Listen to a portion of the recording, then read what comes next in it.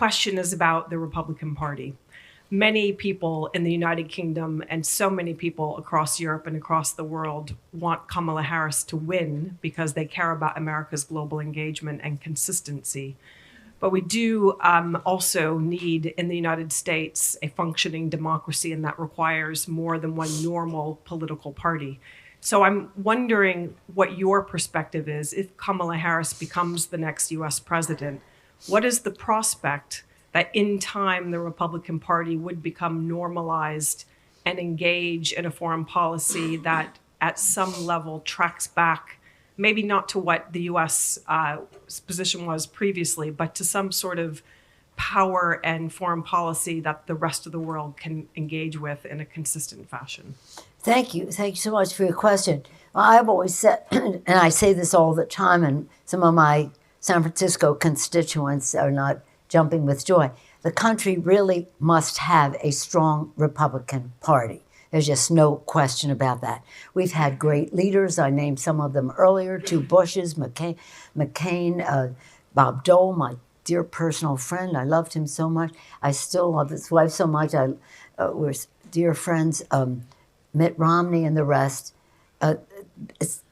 These were great leaders have been great leaders in our country, and they have to have a strong Republican Party.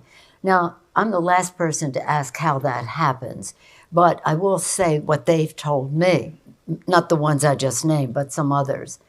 We cannot beat these people in the primary.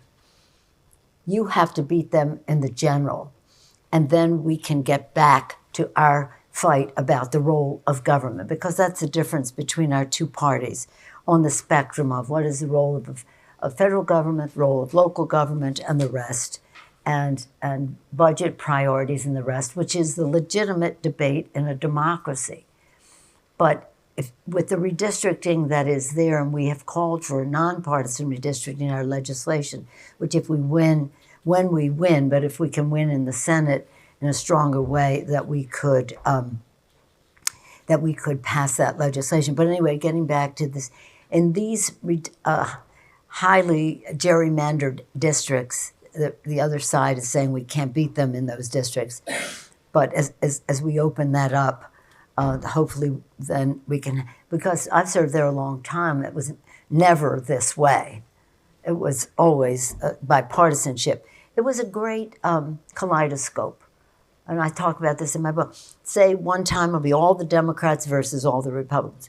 And then another time will be half the Democrats and half the Republicans. The back of the room versus the front of the room. So you're always a strength to each other.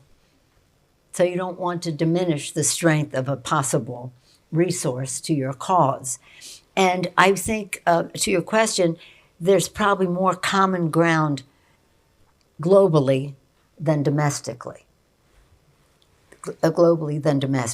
Because as I said, the Republicans, not a majority in the House, but overwhelmingly have been supportive of, say, Ukraine and the rest. But there has to, something different has to happen. Right now, it's a cult. The Republican Party has turned into a cult. Why? Because of anti-diversity attitudes and big money not wanting to pay taxes and don't want any regulate clean air, clean water, forget about it. You know, that's not what they are there for.